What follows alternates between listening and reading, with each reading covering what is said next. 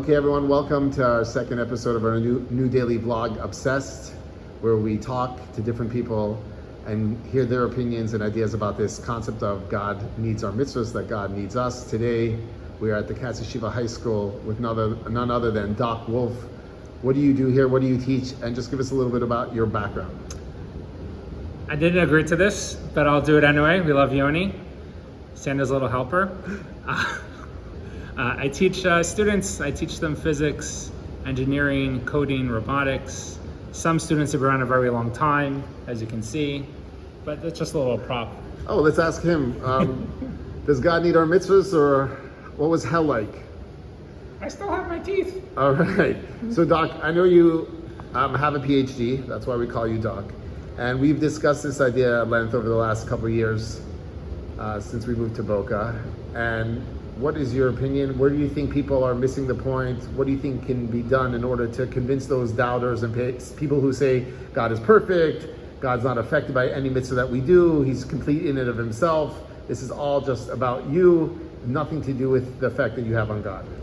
So one of the areas, I actually first started speaking about this with my son, my oldest son, 7 years ago, as at a Shalom Zachar, Parshas Behar, which we just had recently, where it says that Hashem says you can't give your servant servile work. Work that's, essentially it's cruel, work that's not necessary. Rashi says, Rambam says, it's codified to say that if you want to give work to someone, you can't say take the tea and then throw it out when your servant's done giving you tea.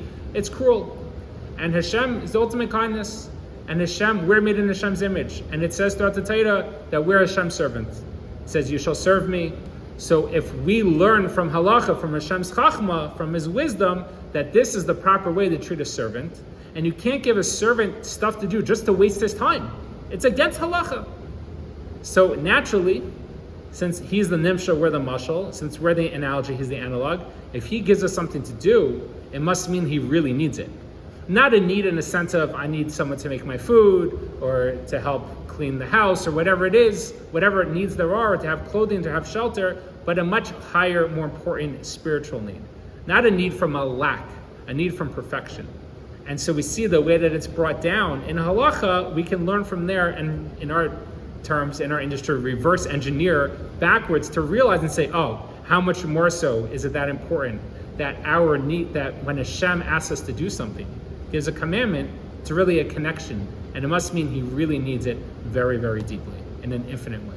But doesn't that make it sound like He's dependent upon us and it can't be accomplished without us? I mean, making God sound very human. And so people say, God's perfect.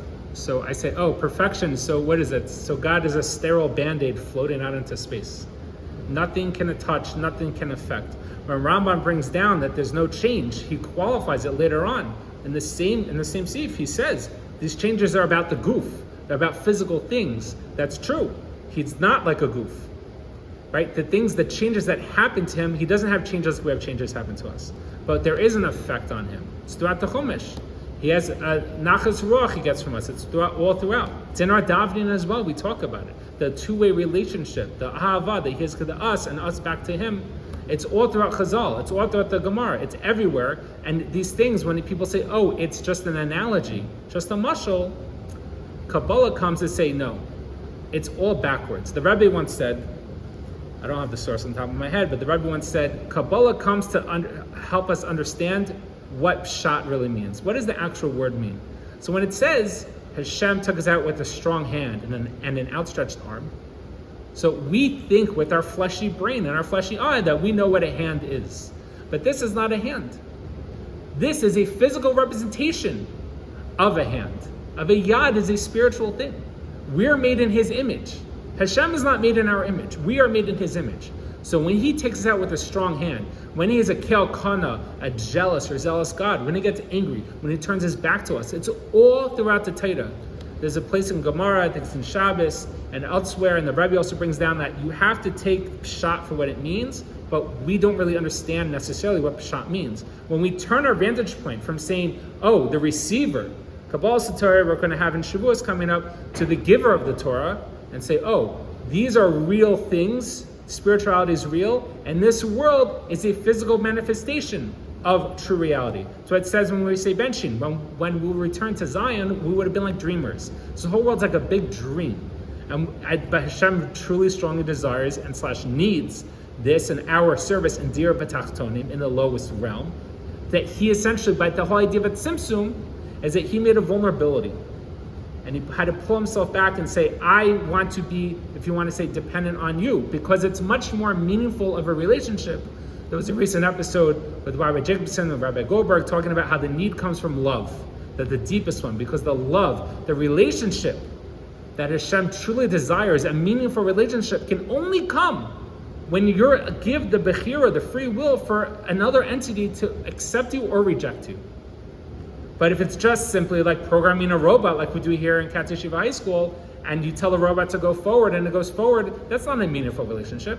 It just does what you tell it to do. That's not meaningful. So for order for there to be a meaningful relationship, there needs to be the ability for rejection. But because of that, by accepting and connecting, the word mitzvah itself is to connect. Tzava is to connect. You have a much stronger, more meaningful relationship there. And therefore, this aspect of dependency does not affect the fact that he's perfect.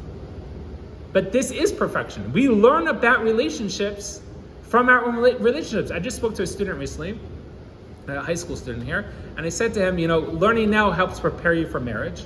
And then once you're married and you have a wife, God willing, and you have a kids or a husband and kids, whoever's watching, that helps take you to the next level of understanding our relationship with Hashem. If I know my wife likes this type of food, or I help clean the clothes or put them away or help with the kids, whatever it is, I'm not doing or not doing something because I'm looking forward to reward or because I'm fearful of the punishment. But rather, yes, those happen. The reward and punishment, the skar and onish, is a true thing. It's brought down. But it's not the main point. The main point is the relationship. And so perfection there means, hey, the relationship matters. Perfection is not just floating off into space and I'm completely devoid of any meaning with you. That sounds like a hand to me. So just like who has a real hand? God. Our arm is not the real thing. It's made in his image. Just because our arm is made out of flesh and bone, he's the real thing. Like this guy. His arm is just a bone. Well, there you have it. Doc Wolf in the robotics center here in Katz Yeshiva High School, where they do program robots. But of course, our relationship is not about robotics. It's real. It's true. It's an essential. God bless you all. Thank you, Doc.